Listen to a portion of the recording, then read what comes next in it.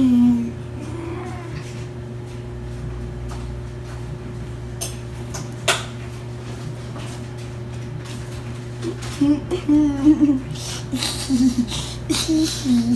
bounce the ball. Not gonna bounce the ball anymore. Oh, bye-bye. Jimmy, bounce the ball.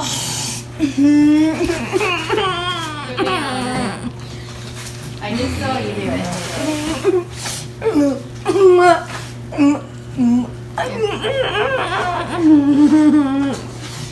Here. What's the ball?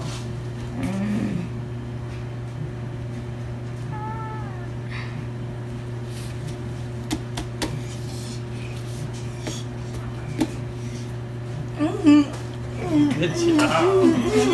Bounce the ball.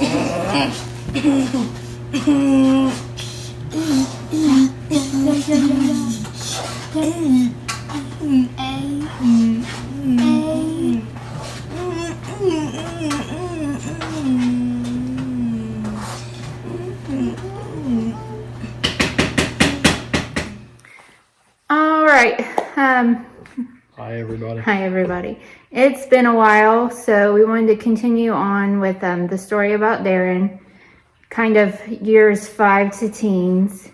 Need to kind of rewind a little bit where we left off last time, because when Darren was 4, we had been together 5 years, living together, and we actually had decided to get married. We weren't married before that. So there was no actual big engagement thing. We just kind of talked it over, and we both decided that it was time for us to get married. So we did, and we started planning our wedding. And also at that time, Darren was getting better. He still wasn't really healthy, but he was better. So we kind of got to look into our own health a little bit. And during that year, I had some blood work and stuff done, and found out that I have an immune disorder. My platelets tend to run low. I do pretty well with it, but sometimes it does make me a little tired, more tired than usual. So there's that. And then I think at that time, you also had started going to the doctor. I don't remember. He doesn't remember. I know there was an episode where a drywall cart came off of a rollback truck and hit him in the face, and he No, it hit me in the back of the head. And it made him suffer from some post-concussion syndrome. He had also, at that time, I don't remember what it was exactly, he had been put on some Lexapro. Was it for your blood pressure, or was it from your mood? I know it affected your mood. You had me put on it. What was it for? No, I wasn't at the doctor with you. I think it was like anxiety, because I'd go off, like, yeah, just flip out. He was going through a lot at that time, and there were a couple years of that, and we'll kind of get into that a little bit. Not something we really want to share with everybody, but it does tie into Darren's story and kind of why we are who we are. Also, something to take note more in this video, CJ's mom and dad are divorced. They do, so there's that part that comes into the story, because 2 mums and 2 dads. He does. So it's twice the family, which is sometimes nice, and sometimes it gets a little chaotic. But that's important for the story, because I had said before that CJ's mom wasn't able to be there for us. There were a period that his dad wasn't able to be there either, and that kind of comes into play later on in the story. But for now, we'll kind of get back with Darren. Darren was 5 when we found out we were pregnant with Allie. We had decided to move at that time from in town to out of town and rent out the house that we had in town and remodel the house that we had just bought outside of town. When I was pregnant with Allie, the doctor really was concerned about how healthy and if she was going to be disabled like Darren, and they wanted me to have the amniocentesis. And I had asked them if there was any chance of me losing her at that time when they did that, because I knew it was a risk. And they said yes. And I said, well, if there's any chance that I would lose her, I did not want to do it. So we didn't have it done. And I basically told the doctor that, if God intended me to have another child like Darren, then I already knew how to deal with it. We knew what we were doing kind of at that point, what we needed to do, because things were improving. They just weren't better yet. So we ended up having Allie. Everything was fine with her, no problems. We were kind of a little worried about, how and her Darren were going to interact, if she was going to be a crying baby, how he was going to take that. And she was real peaceful. She was real quiet. She was easygoing. And she just loved him to death. She was saving it all up for her later years. Yeah, she was saving it up for her later years. All she does is have her mouth running now. Yeah. So that was a blessing in disguise. We couldn't have asked for, Allie to be any better when she was little. It just meshed well with us. And we kind of really started, instead of just getting through the day with Darren, we started trying to live life instead of just get through the day. So in the process of living life, CJ had worked, I think, at some drywall delivery companies, a scaffolding company for a while. And then he decided ended up working construction. And my dad kind of helped him get into that and taught him some things that he's not supposed to do, but you're supposed to do on the job. So kind of got him. A lot of it was more that your family would teach me the right way, and then they would do it the wrong. Yeah. So got him into, learning about construction, and he, continued to work that so I could stay home and take care of the kids. And I didn't work for a good 5 years. I had that medical degree for medical assisting. I always wanted to work, but I wasn't able to. So what I would do in the winter months, I would go work seasonal at a factory. I went back to school and got my phlebotomy license. Wasn't able to get a job anywhere because I hadn't worked for 5 years, so that didn't work out so well. I decided to try real estate, went and got my real estate license. I did that for a few years, absolutely loved it. But being a new realtor in town, that's hard to break through that barrier. And past few years would have been a good time to be one. Yeah, but at that point in time, the market also crashed. Yep. So it just wasn't a money maker, but I would still try to do it to bring some sort of income in. Had some people scare you. Yeah, real estate's scary when you're a young girl and you have people kind of try to con you into going down the basement and things like that. So had to be real wary of that stuff. But back to the kids. At that point in time, as we were trying to kind of figure out where we were as a couple, CJ was going through a lot mentally. I don't think he realized what he was going through. And I was busy with the kids. I know the motto is put God first, then your husband, then your kids. But when your kid's sick and not well, you kind of have to put them first. My family was getting really big into their religion and finding their faith and everything, which was great to see them go through that. They tried to get us to do it for a while, and it's just not something we've ever been able to do with Darren. It's just too overwhelming for him to go to church. I'm not a religious person. We're not religious people, but I do believe that the only thing God wants you to do is live your life the best that you can and try to help others. And as long as you do that, it doesn't matter where you are. When you talk to him, he hears you. And I believe, our relationship with God is what it is because we've been through with Darren what we've been through. So, we all know where we stand on that. Allie's recently found her faith, and she does go to church on her own with my family. But with that, my mom was still coming out to watch Darren sometimes. It got to a point where my mom was still in kind of fix-it mode, what you call it, with Darren. She was still trying to find ways to fix him. And I had started accepting how he was. I'm not saying anything bad against my mom. She just was at that stage in her relationship with us, with Darren. And she had been there from the beginning, so she went through a lot with us too.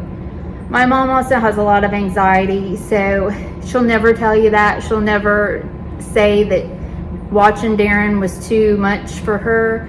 but it started to become too much for her to handle, and she wasn't able to voice that to us. But she did start telling me, hey, you might need to look into finding somebody else for Darren to watch him. I'm wanting to go back to work, things like that. So CJ and I agreed to start, kind of looking at agencies, because we didn't really have a lot of family that were able to watch Darren for various of reasons. So we started looking at agencies. We ended up finding an agency out of Columbus somewhere, and they had somebody that would fit the need for Darren to come out and do some training with him. At this time, we also decided, because the school that he had been going to was only birth through the younger years, it didn't go up into school age, and the county really wanted Darren to go into the regular school system, and I had toured schools and it just wasn't for him. The hallways of those schools were older. There was no place for them to adequately change his diaper. They were giving pennies for rewards, and I was worried about him choking on those. It just wasn't the best fit for him, so I declined to have him go back to school into a regular school system, and I decided to try to homeschool him at that point. What the county does not tell you is that back in those days, each kid is allowed like $20,000 or something like that for their education. If you choose to homeschool your kid, that money is to be used for their education at home, however you see fit. The government doesn't like to tell you that, and they really fought me on it. They tried telling me Darren didn't have autism and that he didn't, have this, or he didn't need this. And I came back with all the facts and the paperwork, and it was approved. So, and I felt that if I had an agency there with somebody with the trained ABA training, that would also help relieve some stress and things for me too. So we ended up finding somebody. The girl was really young. We met the company and everything. CJ and I both went and checked them out, and the girl started coming out to her house. By this time, I think Darren was 7, 8 years old. Allie was almost 2, I believe. And at first it seemed pretty good. I hadn't really been around too many people because I was taking care of Darren. So I confided in the girl some things I probably shouldn't have confided in. And it got to the point where sometimes she'd be late or wouldn't show up, and I was getting a little frustrated. And I expressed that concern to CJ, and we were kind of talking it over on whether or not we were going to go to the company with it or not. And I had to leave the house one day to go show a house for sale, and I came back and everything was fine, and the girl was supposed to show up for us another day, and she never showed up. And when she didn't show up, I called the company and I asked why she had not showed up, and they was like, well, she's not coming back there anymore. She had made some accusations against CJ, and it was a big blow to us. The girl had told me previously that there was a shaken baby syndrome charge against her boyfriend. She said she was trying to adopt the baby or whatever it was. It kind of had raised red flags about her before, but I just kind of kept a watchful eye. I always felt like something wasn't right with her, and I just couldn't put my finger on it, so I let it continue. I kept trying to tell CJ, he didn't see it at the time. So here we were with this accusation, and it wasn't anything to do with cheating, so don't go there with it. But nevertheless, when somebody says something, it puts something in your head. So things kind of got difficult for me and CJ. He had mentioned that he wanted to harm himself, so we had to take that seriously. I had to put my feelings aside, and we went. That's not normal. Because I was going to leave. I called my parents and I told them to come get me and the kids, and I was going to leave. And so I told him, I said, you're not doing this just because I said I was going to leave, and he said, no, I really feel this way. And if you knew CJ at the time, you would know that he was struggling in so many ways. He had came off that medicine. He was going through withdrawals with that. It was just a really hard time for him. He would get upset if like his clothes wasn't clean and the laundry wasn't put in the right place. It would just upset him so much. And it was just like that a lot. He was just really struggling with some things. So we both decided to go to counseling. I told him I didn't know if that was going to make me stay or not, but I would go with him and we would try to work it out. So we decided to go to counseling for the issue, and it let us both kind of get some things off of our chest on how we were feeling. After that, we tried to move forward the best we could. There were still some things that I had feelings about that I didn't quite let go at the time.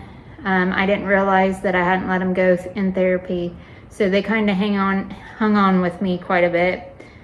And at that time, the construction company kind of went south and CJ didn't have a job anymore. And we decided to let the house in town go and the house that we were living in go, and we filed Chapter 7 on everything and ended up moving back to the property that we started out on. That was my family's property, and this time we decided that we would purchase it from them. So we would be owners and no more renting and things like that. It was originally said that it was supposed to be yours anyway. Yeah, there was some confusion with that. But we ended up buying a trailer and wanted to live in that while we built the barn and the house. Allie had started preschool and she was doing well with that. And we decided that homeschooling Darren was not going to be the best, and we were real hesitant about bringing people into the home after that experience. So I decided to go back to school for my nursing. I was not able to get a job right away because I hadn't worked in so long, and CJ decided to go to power lineman school. So we both were doing that, and the kids were doing better. Darren was getting adjusted to his new school. They had a pool that was in ground there, which really helped strengthen his muscles. They ended up started working on getting him a communication device so he could start communicating with us better. And we started doing things like horseback therapy with him. He started becoming a lot more vocal when he was on the horse. He had said a few words here and there during that time, but nothing ever consistency. He would say dad often. He would still have the screaming episodes, but they were nothing like every day, every week. Sometimes it would be like every other week or a couple times a month, but it was nothing quite to where it was. It got to the point where he could sleep in his room on his own. I didn't have to sleep with him all the time. Allie was in her own room. Things kind of seemed like they were moving forward. Darren's doctor ended up writing a referral letter for me, which helped me get hired onto the hospital, because I had applied for years and was never able to get on there. And I started working 3 12-hour shifts overnight, and then during the day I would go to school for my LPN and get the kids on the bus and off the bus, and CJ would help out with that too, until he finished power lineman school and I finished LPN school. And then I was just able to work for a while as LPN, and he applied at a few places that I don't remember, but he ended up accepting a job at Kenworth. So he started working there, and he was able, by working overtime, able to start putting money back for us to start building a house. Darren just continued to develop well, and it kind of seemed like everything was getting a little settled with that. And with that, once his health and Allie, things settled, we kind of started focusing on each other a little bit more. And at that point in time, we both realized that there were some things that we weren't happy with about each other. So there was a decision whether or not we were going to stay together, basically, from both of us. I think CJ initiated it, but I got involved in it, and we both were kind of feeling the same way. I don't think I realized, me personally, that I was exiting my marriage without physically exiting my marriage. I became very involved in what I was doing with school and my career and who I was trying to become. I was not there that much for Allie like I should have been when she was younger. And for CJ, because I'm a non-affectionate person for reasons that has happened in my past that I didn't deal with until later on in my life. I also was still holding a grudge towards CJ, very much so. The last therapist we went to had told him that, my concerns and my feelings were right.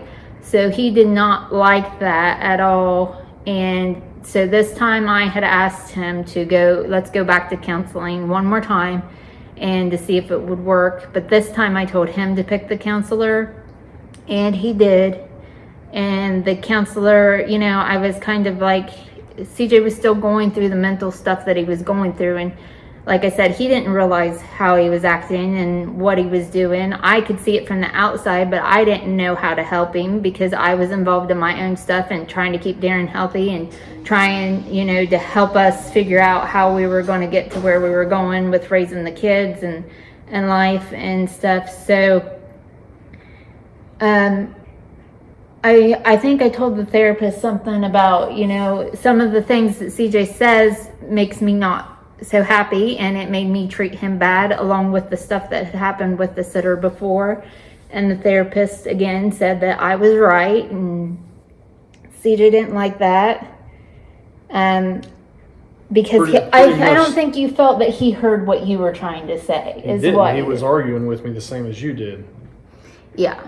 So he was taking the woman's side. That no matter what, anything that you would say, anything that she would say, he would back her. He wouldn't listen to what I was saying or how what was going on in life was making me feel.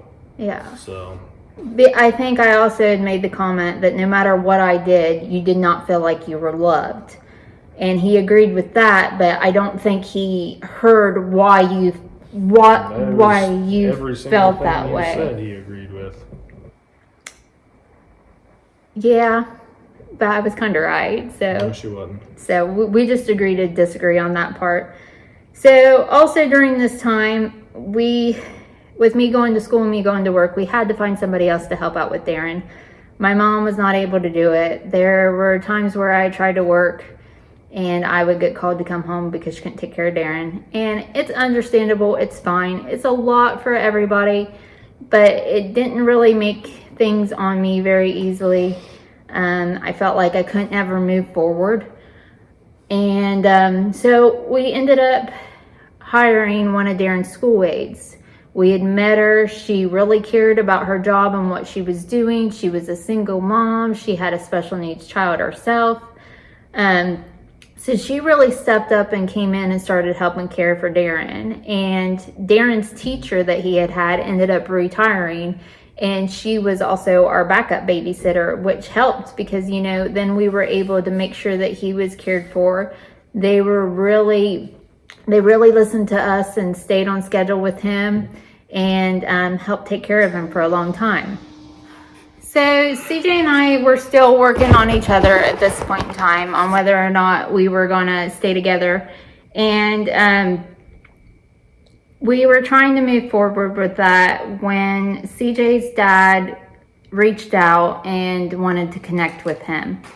They ended up meeting and an explanation was given, one in which I think CJ and I kind of understand more than most people would, because it's a situation that we identify with without getting too much into that, because that's a different story. But they decided to move forward from that point on in the relationship. Yes, dear. The first time we ever met, there was no denying that, because his life is, if it can happen to you, it will.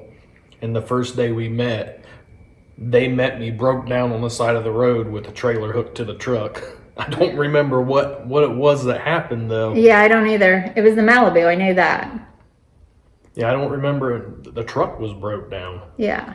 I did something with the truck, and like we met on the side of the road. Yeah.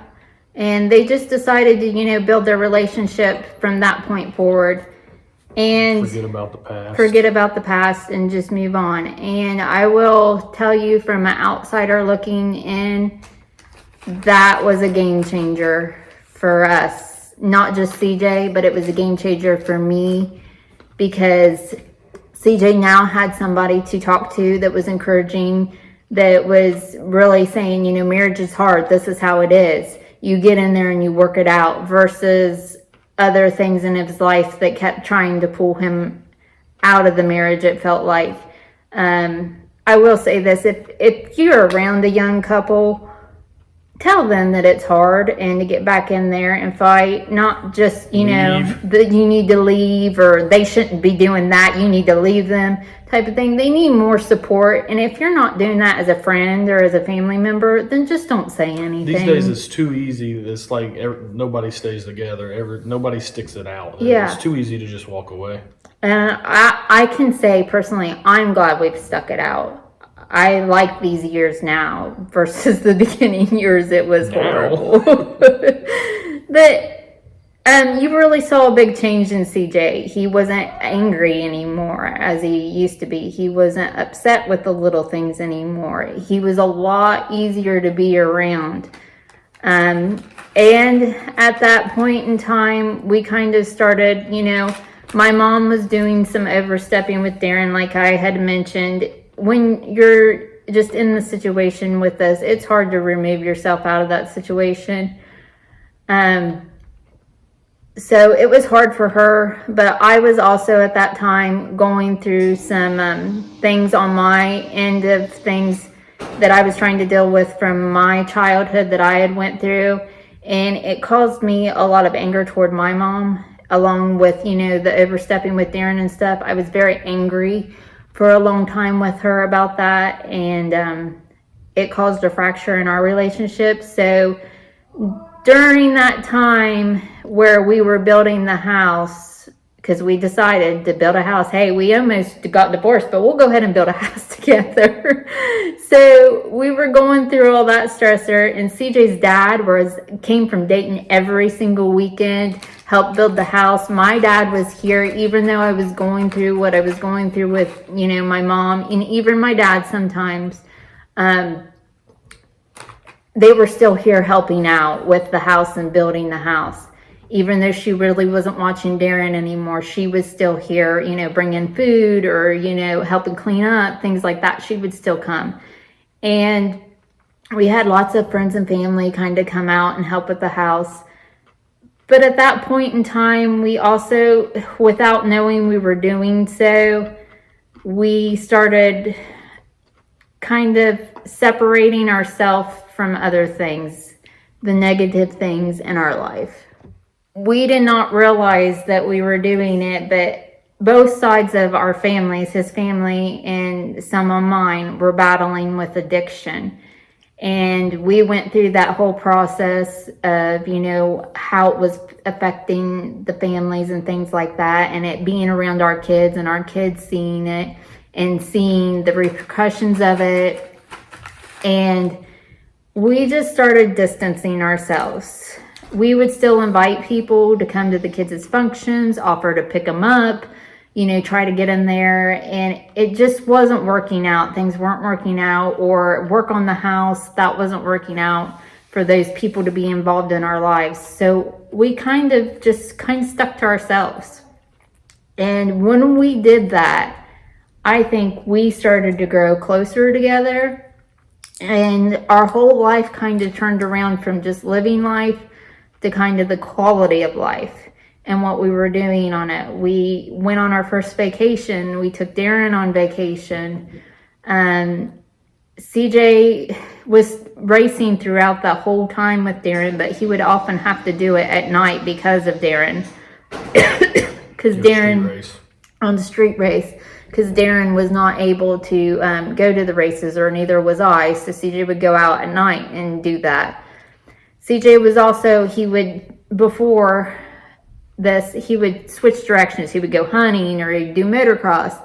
I would always have to do something to take my time, basically. Yeah, because he doesn't like to be by himself because then he thinks too much, he says. And it's the demons. And I am very much comfortable with being by myself and self-reflection. So we defer on that a little bit. But I told him, I said, listen, you're doing all these things. It seemed like every 3 months we was switching what we were doing. I said, we just need to focus in on racing. That's what you do. That's who you are. Let's focus in on that. But I don't ever get rid of anything, so I always had the stuff for hunting or whatever it was. Yeah, we have a lot of stuff. He does have a lot of stuff. I will say the motocross wasn't a big fan of it for him. There were a couple times he was out in the garage and he couldn't walk and come in. And when Allie was younger, I was like, that's not going to work. So he made another attempt to try it again. And I was like, no, I kind of put my foot down on that one. I didn't want it. But once I kind of told him, I said, let's just, focus on racing. And we got the house somewhat done. I moved us into it sooner than it should have been. It was not finished, but I moved us in it. I sold the trailer. It was a move in because the trailer was getting drug out. Yeah. But once the house was built and we moved in, then the racing really took off. And Darren, during that time, he started walking. The physical therapist told us that, it says a lot when a kid walks at age 13. Usually, if you don't see it by a certain age, it's not going to happen. So the fact that when he was 13, he started walking with a walker and braces, it really kind of said something. The communication device was a big eye-opener. We were able to see that Darren was, he's intelligent. He's very intelligent, and we did not know that before. So that was a big eye-opener. Even on his test, if you present his test to him in a way that he can make choices and get what he knows out of his head, he tests high on his test scores. So that was a big eye opener that he's thinking. He is thinking and he knows what he's doing. Yep. Why are you raising your hand? So I don't cut you off. No. Because I'm respectful like that. Oh, okay. That was kind of around the time that I think I started realizing that he was smart enough to pull one over on me, to con you into doing everything for him, instead of him doing it for himself. Kind of like his dad. So I got clean clothes. No, I'm kidding. So that was a big eye opener, and we kind of felt a huge relief with that. I know the doctors told me one time, if you've ever watched the movie Lorenzo's Oil, I think it's got Susan Sarandon in it. I've only watched it once because I cried through the whole thing. They say I'm a lot like that mom in that story. We tried the support groups for a while with Darren and his chromosome disorder. I ended up removing myself from the group. At that time when he was younger, it felt like they wanted a quick answer, a quick fix of a medication, or they wanted to use the kids, and I hate to say it because I know not all of them, but like guinea pigs, test medications and stuff, and I wasn't up for that. If you mentioned anything natural or healthy, they just weren't for it. So I removed myself. It works for us, what we do. It might not work for everybody. But we really started kind of growing as a family through Darren's teenage years. We had the support from the sitters, and I was able to mend things with my parents and kind of get over my issues that I had, because I think at the end of the day, you have to realize that people just do the best that they can do. Some people are not given all the tools that they need in life to get to where you think they need to be. So you just have to kind of settle in with spending time that you have with them and know that they did the best that they can do. Even if you think they can do more or should have done something differently, your family's your family. You gotta love them. You gotta spend time with them while you can, because it's not promised. We all know that. Life's very short in the grand scheme of things. Yeah. Live life to the fullest. Yeah. So with that, I mean, we ended up moving into the house, like I said, and CJ started racing. Shortly after we moved into the house, the aide that was taking care of Darren, Paula, she ended up getting really sick, and she went on vacation and she came back, and they did some more tests and a procedure, and she ended up having cancer, and it took her within 3 months. It was a big blow to us all. It was really hard. She was a joy in life, for sure. Chris kind of took over for Paula a little bit more. And like I said, we were able to go on vacations. We kind of, for quite a few years, we would try to take just a vacation with just Allie. So she had kind of a break from things, just life, and, you know, living life with Darren, because sometimes that's hard being a kid. I think the quietcy of it, where she was pretty much, if she was in the house or around him, she had to be quiet. Yeah. She couldn't play like a normal kid or anything like that. Yep. And also, you know, when the screaming fits did happen, it's scary for a kid. They don't understand. So we would always use music, turn on music. That's why we always still have music on for this day. It's a stress reliever for us. But we would take a vacation with just Allie. We would try to take a vacation with just us. And then we would try to take a family vacation with all 4 of us. And even if it was just a short trip to like Kentucky or something, we would try to do those. And they were not all successful. Some of them we were grumpy. It was a lot of anxiety, or some things Darren wouldn't tolerate and wouldn't do. And sometimes it didn't work out, but we had to try. So some of them we have really good memories of. And even if we were grumpy or had anxiety, there was always a laugh in there somewhere. So it just kind of helped us with the quality of life that we were trying to give Darren and Allie. So The other Come on, one. Darren. The other Does he usually talk side of A the little bit. But he doesn't lean on the new one, on that one, so he does so much better. Hi. Yeah, you're going to show off. Here, come sit down for a minute here. Excuse me, Paul. I'm going to bring this chair. So